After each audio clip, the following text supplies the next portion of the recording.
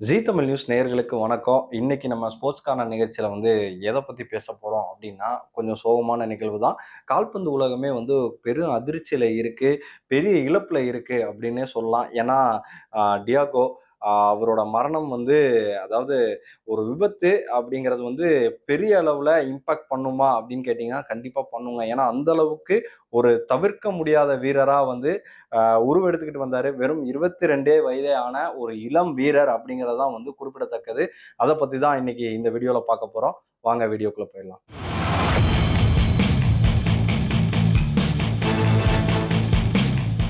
Liverpool அணியினோட நட்சத்திர வீரரும், Portugal அணியோட வீரருமான டியாகோ ஜோட்டோ அவர் தான் 28 வயசே ஆன ஒரு இளம் வீரர்.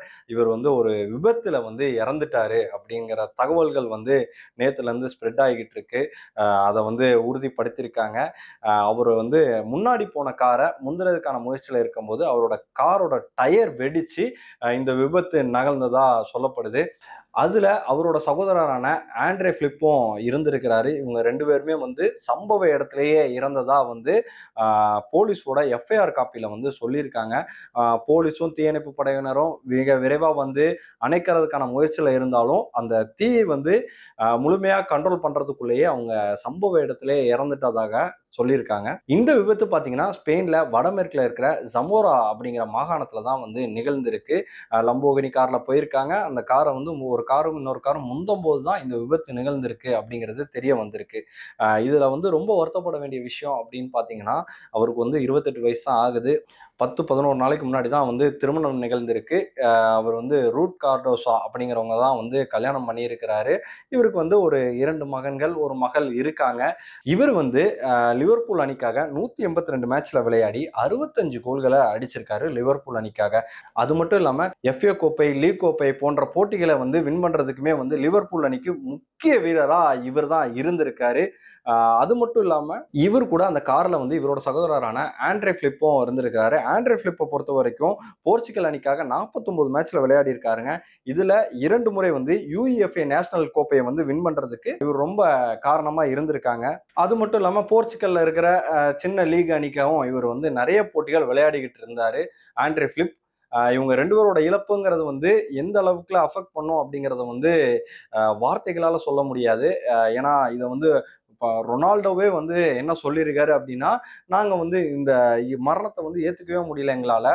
இவங்க 2 பேரையும் நாங்க ரொம்ப மிஸ் பண்றோம். இந்த நேரத்துல இவங்களோட குடும்பம் ரொம்ப ஸ்ட்ராங்கான இருக்கணும்.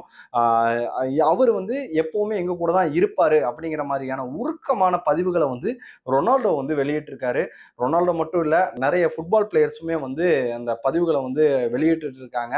இந்த நேரத்துல லிவர்பூல் அணியுமே எங்களால இதை ஏத்துக்கவே முடியல, எங்களுக்கு ஒரு பெரிய இழப்பு அப்படிங்கறத லிவர்பூல் அணியுமே பதிவு பண்ணியிருக்காங்க. அதே நேரத்துல போர்ச்சுகல் ஃபுட்பால் ஃபெடரேஷனும் என்ன சொல்லியிருக்காங்க அப்படின்னா, நாங்க ஒரு 2 சாம்பியன்ஸை இழந்துட்டோம் அப்படிங்கிற மாதிரியும் அவங்களும் பதிவிட்டு இருக்காங்க.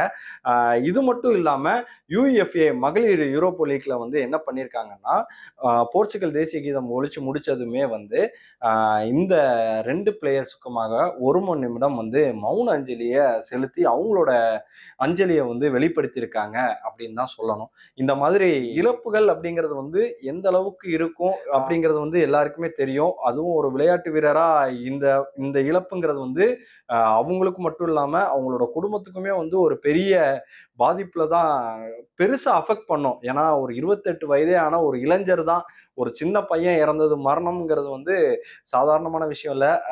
பார்ப்போம் இது அடுத்தடுத்த விஷயங்கள் எப்படி இருக்க போகுது அப்படிங்கிறது நம்ம தொடர்ச்சியா பார்க்கலாம். நன்றி.